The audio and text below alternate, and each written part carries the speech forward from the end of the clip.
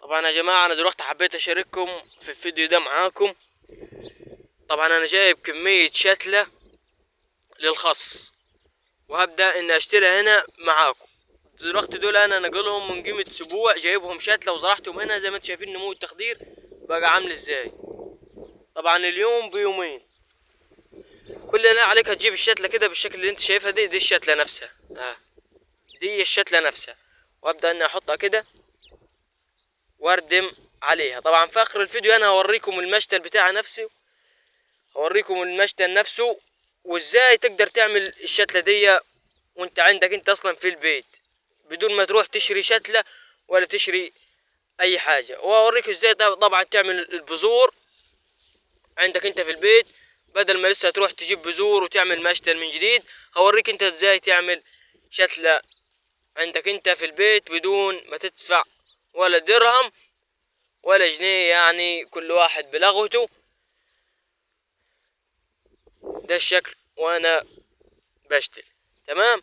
دلوقتي بس دقيقة بس اشتل اللي انا جايبهم دول. طبعا دي كلها شتلة، كلها شتلة بالشكل اللي انتم شايفينه، دي كلها شتلة.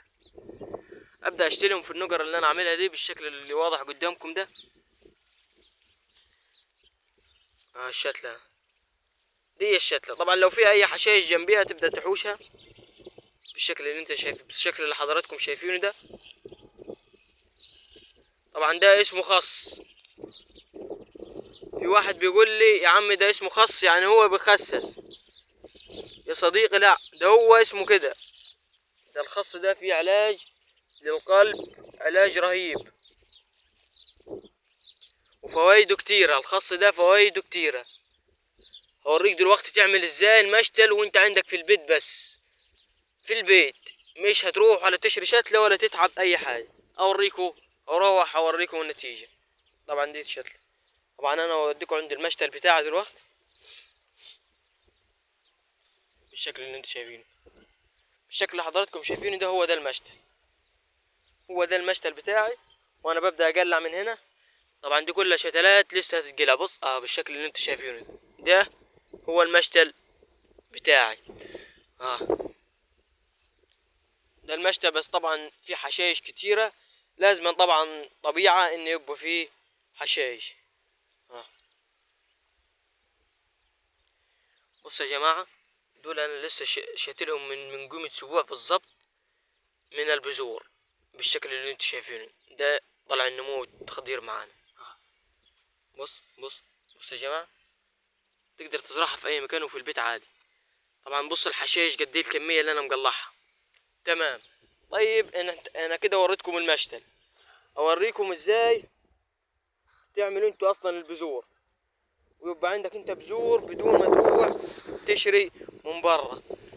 ازاي يا دهم اوريك ازاي انا دلوقتي تعمل بذور عندك انت في البيت بدون ما تروح تشري ولا تتعب تروح تجيب من برا خالص. اقول لك دلوقتي على الطريقة.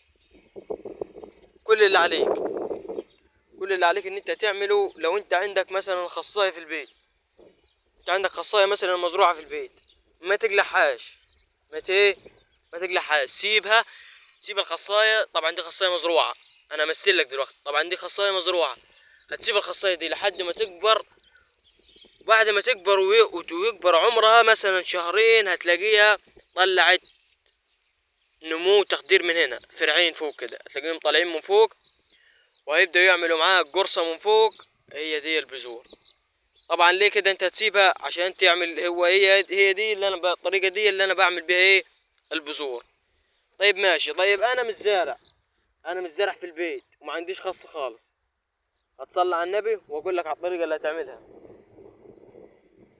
طبعا انت دلوقتي جاب خص، جبت خص، رحت شريت خصاية من السوق. تمام. طبعا الخصاية لما انت تقلعها لازم يبقى فيها من تحت خالص بالشكل اللي انتوا شايفينه ده، يبقى فيها جدر من هنا. مالكش دعوه بجدر كبير ده، لا، انت هتروح تشتريها هتلاقيها مقطومه من هنا. طبعا مش بالكبر ده، هتلاقيها كبيره. هتجيبها وهتزرعها عندك في برطمان، تزرعها عندك في حق او في اي حاجه انت عاوز تزرع فيها، تزرع فيها عادي. وهتبدا تسيبها كده، هتبدا تكبر معاك وهتعمل معاك بذور. بعد ما تبدا معاك قرصه، تروح واخد القرصه تنشفها. بعد ما تنشف تروح فركها، تطلع معاك كميه بذور، وتبدا انك تشتل منها ويطلع معاك خص بالشكل اللي انتوا شايفينه. ده الخص يا جماعة. وصلى على النبي في اخر الفيديو، ما تنساش تشترك في القناة عشان يوصلك كل جديد.